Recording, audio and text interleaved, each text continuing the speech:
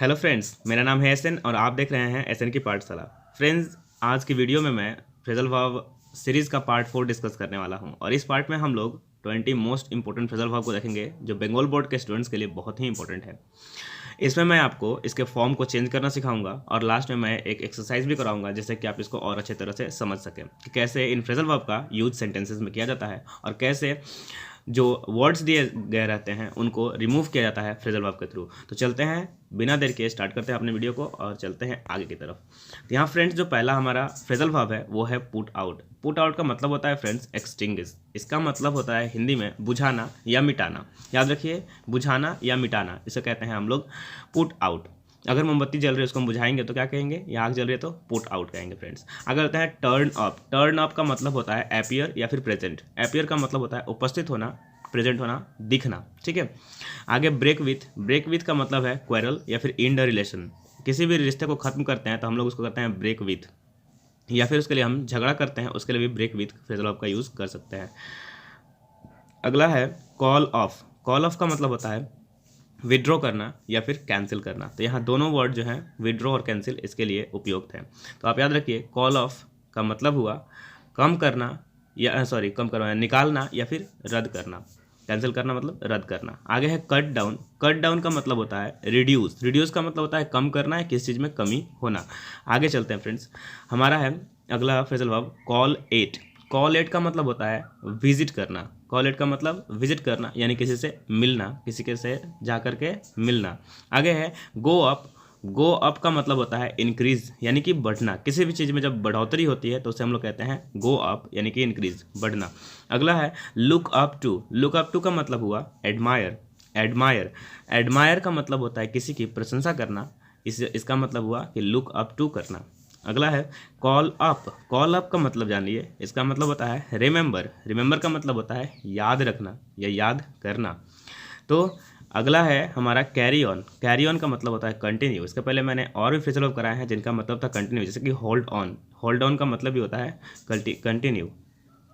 आगे चलते हैं friend, go over. Go over का मतलब होता है चेंज यानी कि बदलना। किसी भी चीज़ में जब बदलाव आती है तो उसे हम कहते हैं गो ओवर हो रहा है। Fall down, decrease. Fall down का मतलब डिक्रीज, घटना या कमी आना। Fill in. फिल इन का मतलब फॉल डाउन हो गया, डिक्रीज, घटना। फिल इन का मतलब होता है कंप्लीट। हम बोलते हैं ना, fill in the jar, jar को भर दो। Fill in the glass, glass को भर दो। अगला है हैंड ओवर। हैंड ओवर का मतलब होता है डिलीवर। डिलीवर मतलब किसी को देना या प्रदान करना। अगला है फाइंड आउट। फाइंड आउट का मतलब होता है डिटेक्ट करना। जैसे डिटेक्टिव लोग डिटेक्ट करते हैं, किसी भी चीज़ की खोज करते हैं, तो खोज करना भी इसका मीनिंग होगा। डिटेक्ट मतलब खोजना।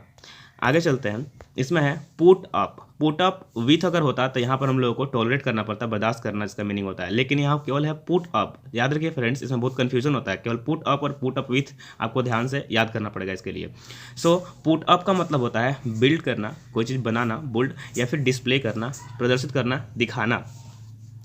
तो आपको ये बात याद रहनी चाहिए। तो पुट अप का मतलब बिल्ड और डिस्प्ले हो गया, इसका मतलब बनाना या प्रस्तुत करना होता है। अगला है लुक थ्रू। एनालाइज करना। लुक थ्रू का मतलब हो गया एनालाइज यानी कि इंस्पेक्ट करना। अगला है look back on. Look back on. Look back on का मतलब होता है फ्रेंड्स रिमेंबर करना या रिकॉल करना। इसका मीनिंग हम लोग हिंदी में जानते हैं कि लुक बैक ऑन का मतलब हो गया इतिहास को देखना यानी कि पीछे की तरफ देखना। किसी चीज़ को हम लोग जब पीछे से याद करते हैं दिमाग में तो उसको क्या कहते हैं, रिमेंबर करते हैं। तो उसका मतलब हो गया रिकॉल करना या रिमेंबर करना। अगला है फॉल इन। फॉल इन का मतलब होता है कोलैप्स। कोलैप्स का हिंदी में मीनिंग होता है टूट जाना, बर्बाद हो जाना। याद रखिए, फॉल इन का मतलब हो गया कोलैप्स हो जाना। अगला है रन अवे। ये तो बहुत ही इंपॉर्टेंट है और आपका फ्रेजल वर्ब और एग्जाम में पूछा भी जा चुका है। रन अवे का मतलब होता है फ्ली। जैसे कोई चोर है, सामान चुरा कर भाग गया तो उसे क्या कहेंगे, फ्ली हो गया यानी कि रन अवे हो गया। तो इस तरह हमारे आज के 20 most important phrasal verb complete होते हैं और अब चलते हैं हम लोग एक्सरसाइज की तरफ। यहाँ फ्रेंड्स एक्सरसाइज दी हुई है, इसको हमें सॉल्व करना है। यहाँ पर जो वर्ब्स दिए गए हैं उन सबको नीचे दिए गए फ्रेजल वर्ब्स से रिप्लेस करना है। जैसे यहाँ पहला है एक्सटिंग्विश, दूसरा है रिड्यूस, तीसरा है फ्लीड और उसके बाद है इंक्रीज्ड एंड लास्ट में हमारा है डिलीवर्ड। यहाँ हमको पता करना है कि कौन सा फ्रेजल वर्ब इन सब वर्ड्स के लिए उपयुक्त होगा और उसके फॉर्म को क्या बदलने की आवश्यकता है या नहीं। तो पहले पढ़ते हैं हम। सी एक्सटिंग्विश द कैंडल। वह कैंडल को बुझाती है। तो यहाँ हमें जानना होगा कि इसके लिए कौन सा फ्रेजल वर्ब उपयुक्त होगा। तो याद रखिए पुट आउट, मैंने अभी थोड़ी ही देर पहले आपको बताया था कि पुट आउट का मतलब होता है एक्सटिंग्विश यानी कि बुझा देना।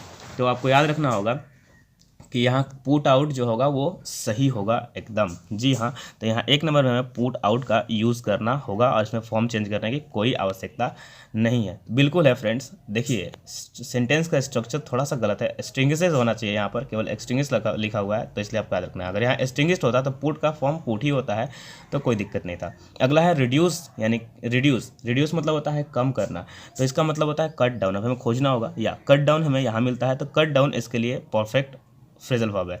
अगला है द थीफ फ्लीड, देखिए फ्ली नहीं है बल्कि यहाँ फ्लीड है, जो मैं आपको बता रहा था, fled with her bag, fled का मतलब भाग गया। तो यहाँ पर हमें खोजना होगा फ्ली का रन अवे, रन नहीं बल्कि रैन अवे यूज होना चाहिए यहाँ पर। देखिए यहाँ पर रैन अवे ही लिखा हुआ है, तो कोई दिक्कत नहीं, फॉर्म को चेंज करने की आवश्यकता नहीं है। अगला है हमारा प्राइस हैव इंक्रीज्ड, हैव के साथ इंक्रीज लिखा हुआ है, मतलब कि उसके बढ़ोतरी हो रही है, इंक्रीज्ड हो रहा है। तो हमें याद रखना होगा कि वर्ब 3 लिखा हुआ है, तो हमें जो आगे गो अप है इसको करना होगा गोन अप, क्योंकि गो अप जो गो है वो थर्ड फॉर्म में नहीं बल्कि रूट फॉर्म बेस फॉर्म है, वर्ब का फर्स्ट फॉर्म है। तो हमें यहाँ पर हैव के साथ वर्ब 3 लगा हुआ है, तो गो का गो वेंट गोन होता है, तो गोन इसका सही होगा। अगला है 5 number the officer delivered the charge, delivered मतलब चार्ज दिया, किसी को प्रदान दिया।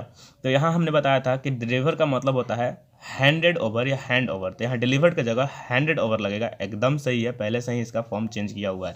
तो ये फ्रेजल वर्ब हमारे कंप्लीट होते हैं। हमारा वर्क जो था आज का एक्सरसाइज वो कंप्लीट हुआ, हमने फ्रेजल वर्ब सीख भी लिए और समझा कि कैसे इसका यूज़ करना है। आगे मैं आपको आने वाली वीडियोस में मैं आपको क्या करूँगा कि बहुत सारे एक्सरसाइज ही केवल सॉल्व कराऊंगा, जो जैसा बंगाल बोर्ड में पूछा जाता है। आई होप आप लोगों को ये वीडियो अच्छी लगी होगी, और आपको ये अच्छी लगती है तो आप अपने फ्रेंड्स के साथ इसे शेयर कर सकते हैं। मिलते हैं एक नई वीडियो में, टिल देन टेक केयर, अपना ख्याल रखें, जय हिंद।